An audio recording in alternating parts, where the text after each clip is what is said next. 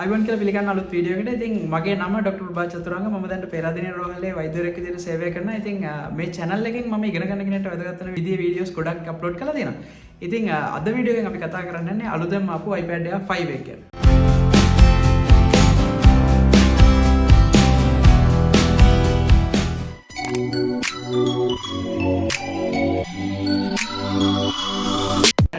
මේ වීඩියෝ එක වඩාත්ම වැදගත් වෙන්නේ ඉස්සරහට Android tablet එකක් හරි Apple iPad එකක් හරි ගන්න බලාපොරොත්තු වෙන කෙනෙක්ට. ඉතින් ඒක ගැන ඇත්තටම මම මීට වඩා ඩීටේල් වීඩියෝ එකක් කරලා තියෙනවා කලින්. ඒ වීඩියෝ එකේ link එක මම description එකේ දාලා තියෙනවා. ඒක බලුවම ඔයාලට idea එකක් ගන්න පුළුවන් ඔයා ගන්න ඕන Android එකක්ද Apple product එකක්ද. ඒ වගේම තමයි මම මීට කලින් වීඩියෝ එකකදී කතා කරලා තියෙනවා 8 gen iPad එක ගැන. ඉතින් ඒක බලපු කෙනෙක්ට iPad එකක experience එක මොන වගේද කියන එක ගැන මම ගොඩක් විස්තර කරලා තියෙනවා. ඉතින් ඒක ස්ටුඩන්ට් කෙනෙක් නම් ඔයා ගන්න යන්නේ ඔයාට කොහොමද ඒක නෝට් හදාගන්න ඔය වගේ ගොඩක් විදියට පාවිච්චි කරන්න පුළුවන් විදි ගැන මම මේ වීඩියෝ එකේදී කතා කරා. ඉතින් ඒ වීඩියෝ එක බලලා නැත්නම් අනිවාර්යයෙන් මේකත් බලන්න. මම පල්ලෙහා description එකේ ඒකේ link එකක් දාලා තියෙනවා. ඉතින් අද වීඩියෝ එකේදී අපි කතා කරන්න යන්නේ අලුතෙන් රිලීස් වෙලා තියෙන iPad Air 5 series එක ගැන. ඉතින් මේකේ විශේෂත්වය තමයි මේකට Apple ලා ඉන්ක්ලූඩ් කරලා තියෙනවා එයාලගේ M1 chip එක. ඉතින් M1 chip එකත් එක්ක මේ device එක ගොඩක් powerful iPad එකක් බවට පත් වෙලා තියෙනවා. ඉතින් මේකේ display size එක ගත්තොත් එහෙනම් මේක 10.9 liquid retina display එකක් තමයි මේකට තියෙන්නේ.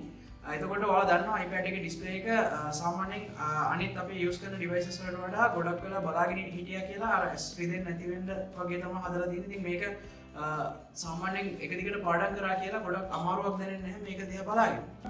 ඊට පස්සේ මේකේ කැමරා එක ගත්තොත් එහෙම මේකේ බැක් කැමරා එක සහ සෙල්ෆි කැමරා එක දෙකම 12 මෙගාපික්සල් කැමරා එක තමයි තියෙන්නේ. ඉතින් මේකේ බැක් කැමරා එකෙන් 4K වීඩියෝස් රෙකෝඩ් කරන්න chance එක දීලා තියෙනවා. ඉතින් මේක දැන් මම කලින් use කරපු iPad series එකත් එක්ක මේකේ තියෙන විශේෂයෙන් හොඳ දේවල් ගැන මම කතා කරොත් එහෙම ඉතින් මේකේ ඇත්තටම දැන් කලින් iPad 8 version එකට වඩා මේකේ ගොඩක් වටේ bezels වල ගණකම අඩුයි. එතකොට display to body to display ratio එක ගත්තොත් එහෙම මේකේ ගොඩක් හොඳයි. මේකේ සම්පූර්ණ iPad එක පුරාම තියෙන display එක වගේ තමයි පේන්නේ. ඔයාලා බැලුවොත් ඔයාලට පේනවා මේකේ හරියම පොඩි line එකක් තමයි display එකට අමතරව තියෙන්නේ. ඉතින් ඊට පස්සේ මීට කලින් ආපු iPad series ඔක්කොගෙම වගේ ඉස්සරහා තමා front mounted fingerprint එකක් තමයි තිබ්බේ. ඉතින් මේකේ එහෙම නැහැ. මේකේ top mounted අර display එක unlock කරගන්න key එකත් එක්ක තමයි touch ID එක ඇවිල්ලා තියෙන්නේ. කලින් iPad වලට වඩා මේකේ තියෙන අනිත් විශේෂ දේ තමයි මේකේ කලින් Air series එක වගේම මේකෙත්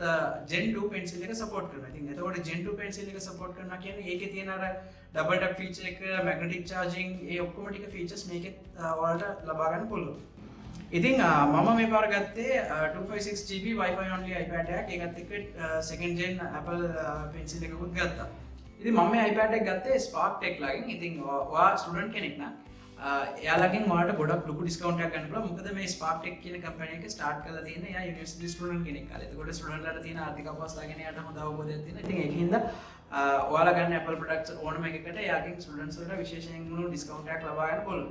මෙතන පල්ලෙහා දාලා දෙන නම්බර් එකට WhatsApp message එකක් දැම්මොත් එහෙනම් එයාලගෙන් ඔයාලට වැඩි විස්තර ඕනම දෙයක් දැනගන්න හැකියාවක් තියෙනවා. එතකොට second gen pencil එක ගත්තොත් එහෙනම් ඔයාලට බලා ගන්න පුළුවන් මේකේ logo එක තියෙනවා මෙතන Apple pencil කියලා ගහලා.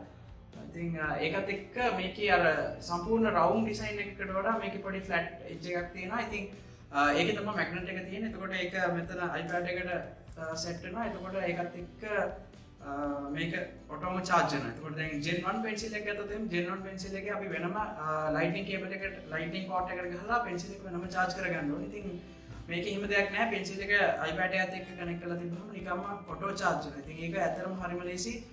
වෙනම මහන්සියක් වෙන්න දෙයක් නැහැ pencil එක charge කරගන්න. අනිත් එක තමයි ඕනම වෙලාවක pencil එක charge වෙලා තමයි තියෙන්නේ. දැන් අරගේ සමහරලාට battery එක drain වෙලා තියෙන්න පුළුවන්. එතකොට charge කරන්න අමතක වුණොත් එහෙම වැඩක් කරන්න ගත්ත පස්සේ වැඩක් කරන්න බැරි වෙනවා. කලින් version එකත් එක ගත්තොත් එහෙම මේකේ මට තිබ්බ ලොකුම පාඩුවක් තමයි මේකේ 3.5mm jack එකක් නැති එක. එතකොට headset එකක් හරි hand free එකක් හරි use කරන්න ඉන්නවා නම් ඔයාලට අනිවාර්යයෙන්ම bluetooth එකක් තමයි use කරන්න පුළුවන්. එහෙම නැත්නම් type C cable එකට තියෙන hand free device එකක් ඔයාලට ගන්න වෙනවා.